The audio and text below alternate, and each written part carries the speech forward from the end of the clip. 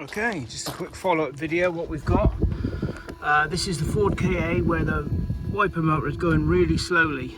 Okay, now the black wire here is the earth and it's going all the way into the motor itself, but the internal earth of the motor is no good, and this is the full speed. Okay, this is the motor going off, go slow. So we've got a wire on there. Obviously I'm going to sleeve this up, but it's an earth, and then it goes to this bolt here. Now you watch what happens when I connect this to a proper earth. There we go, and that's the difference. Okay, back off, get over here, and then back on, and that's just with it like that.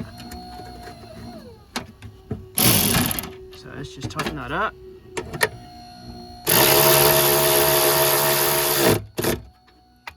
That is the speed that we want. So I'm going to sleeve that cable up, and that is now a workaround until the owner can actually buy another wiper motor, because that wiper motor is on the way out. I should think it's got water in it, it's corroded.